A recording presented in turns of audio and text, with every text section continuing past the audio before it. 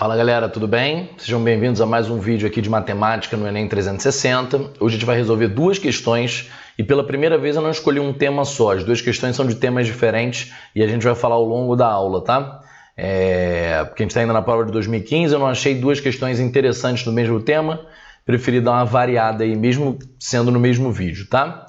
Antes de começar a falar das questões, eu queria pedir para vocês fazerem o que eu sempre peço, que é curte esse vídeo, comenta nesse vídeo, pode tirar dúvida, pode fazer sugestão, fazer o que for.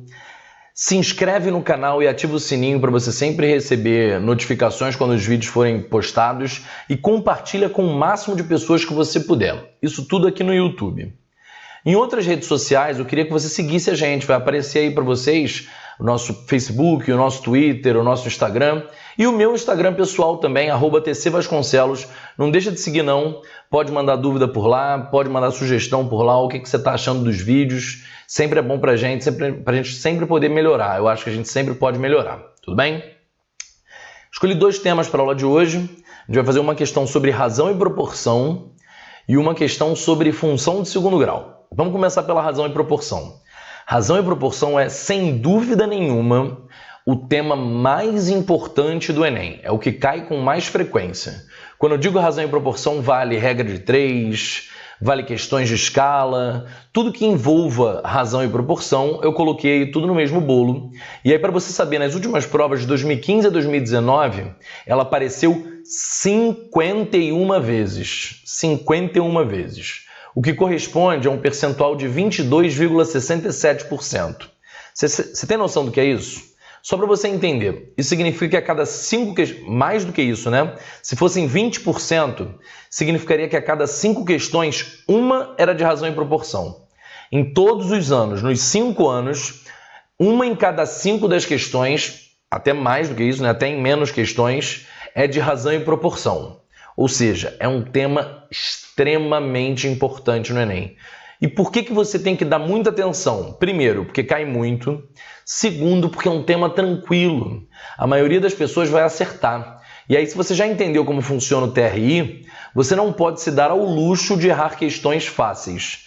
Você pode até errar aquela questão que é muito difícil, porque não vai atrapalhar tanto o seu TRI. Mas se você errar uma questão fácil, isso vai atrapalhar muito a sua pontuação no SISU, tudo bem? Então toma cuidado com questões de razão e proporção, primeiro, porque elas aparecem com grande frequência, e segundo, porque ela vai ferrar o seu TRI se você acabar errando essa questão, beleza? A primeira questão que eu quero fazer aí é a questão 160, ela é do bloco azul, a gente ainda está na prova de 2015, tá? A gente está trabalhando com bloco azul e a questão 160 é essa. Ela é muito simples, você não podia se dar o luxo de errar. Ela diz o seguinte: um pesquisador, ao explorar uma floresta, fotografou uma caneta de 16,8 centímetros de comprimento ao lado de uma pegada. Tem uma pegada lá de um bicho que não importa qual é. O comprimento da caneta Czinho, a largura Lzão e o comprimento Czão da pegada na fotografia estão indicados no esquema. Aí repara lá, a caneta na foto está com 1,4 centímetro, a largura da pegada é de 2,2 centímetros e o comprimento é de 3,4 centímetros. A largura e o comprimento reais da pegada em centímetros são respectivamente. Isso é uma questão de escala. Ele não deu a escala, mas ele me deu a caneta e me disse qual é o tamanho da caneta na vida real. A caneta mesmo, quando eu pego na minha mão, ela tem 16,8 centímetros. Então o que eu vou fazer é a razão de proporção aí entre o tamanho da imagem e o tamanho da figura real.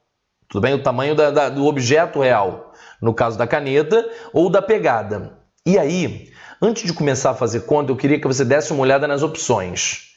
As larguras e comprimentos, respectivamente, como ele disse, primeiro vamos olhar as larguras. Tem as opções 4,9, 8,6, 14,2, 26,4 e 27,5. Reparou que nenhuma se repetiu? Agora vamos para o comprimento. 7,6, 9,8, 15,4, 40,8 ou 42,5. Também nenhum se repetiu. Você vai ter que achar a largura e o comprimento? Não. Se nenhum se repetiu, ao achar a largura, por exemplo, que é o que eu vou fazer no caso aqui, você já consegue responder a questão. Então vamos fazer isso. Eu vou fazer a razão entre o tamanho da imagem e o tamanho real da caneta para o tamanho da imagem e tamanho real da largura. Vai ficar assim, ó. 1,4, que é a caneta na foto, está para 16,8, que é o tamanho real da caneta, assim como 2,2, que é a largura na foto, está para a largura real. Na linha de baixo eu vou fazer isso, ó.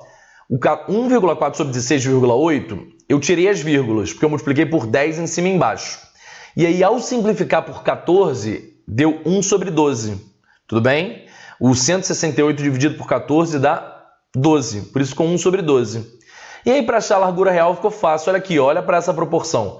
É só multiplicar cruzado. A largura real, então, vai ser 12 vezes 2,2. Ou seja, a largura real é de 26,4.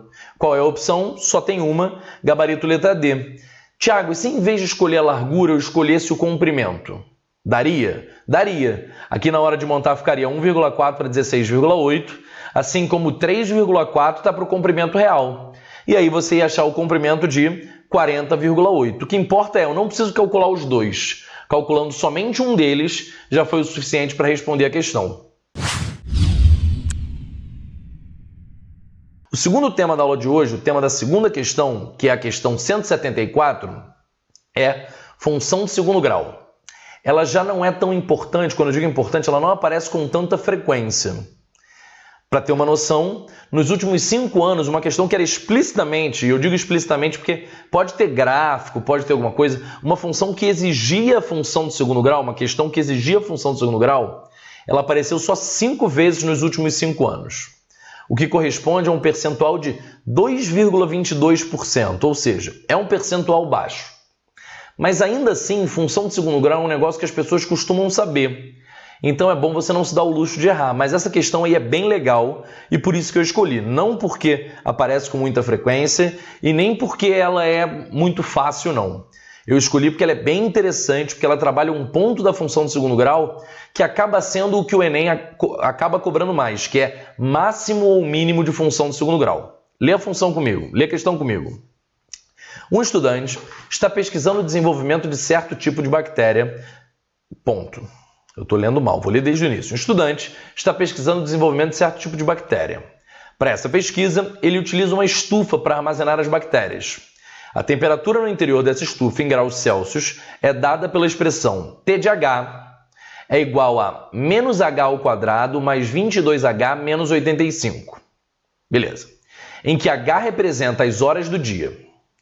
Sabe-se que o número de bactérias é o maior possível quando a estufa atinge também a sua temperatura máxima. E nesse momento, ele deve retirá-las da estufa. A tabela associa esses intervalos de temperatura em graus Celsius com as classificações muito baixa, baixa, média, alta e muito alta. Quando o estudante obtém o maior número possível de bactérias, a temperatura no interior da estufa está classificada como... Primeiro, vamos ignorar essa tabela, porque ela só serve para me dizer se a temperatura está muito baixa, baixa, média, alta ou muito alta. Vamos fazer ela sumir. Vamos olhar para a função. T de H é igual a menos H ao quadrado mais 22H menos 85. A gente não está acostumado com a função y igual a ax ao quadrado mais bx mais c? Repara que quem está fazendo o papel de x é a hora, é o h. Menos x ao quadrado mais 22x menos 85. É o x. Quem está fazendo o papel de y é a temperatura. Você concorda que ele quer a temperatura máxima? E como é uma parábola com concavidade para baixo, o máximo vai ser atingido no vértice dessa parábola. Então eu já sei que ele está falando do vértice da parábola. Agora, se ele quer x ou y, depende. Ele perguntou em que momento que isso acontece ou qual é a temperatura máxima. Ele perguntou qual é a temperatura máxima. Por isso que eu quero o y do vértice, que a fórmula é menos delta sobre 4a. Vamos calcular isso? Vai ficar assim, ó. Delta igual a b ao quadrado menos 4ac. O b na questão vale 22, o a vale menos 1 e o c vale menos 85. E aí a conta fica assim, ó. 22 ao quadrado Menos 4 vezes menos 1 vezes menos 85. Menos com menos vai dar menos. 4 vezes 1 vezes 85, fazendo essa conta. No final de tudo, 22 ao quadrado menos 4 vezes 85 vai dar 144. Achamos o meu delta. Até aí tudo bem?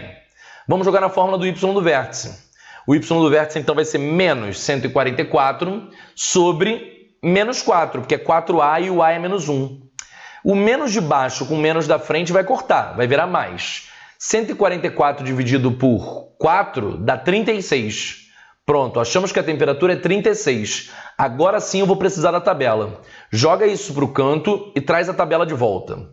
Qual é a temperatura? Não é 36? 36 está em qual dos intervalos? Vamos olhar? Ele está entre 30 e entre 43. 36 é um número entre 30 e 43. Então a temperatura vai ser considerada o quê? Muito baixa, baixa, média, alta ou muito alta? Se é nesse intervalo, ela vai ser considerada alta. Gabarito letra D.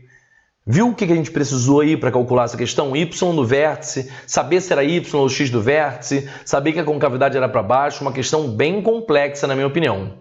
Espero que vocês tenham entendido tudo. Qualquer dúvida já sabe, bota aqui nos comentários aqui embaixo, manda por DM lá no Instagram. O que não pode é manter dúvida e chegar. Eu quero que você chegue na prova totalmente preparado para poder acertar as 45 questões de matemática se for possível. Beleza? Foi um prazer inenarrável estar com vocês e espero vocês na próxima aula. Um beijo.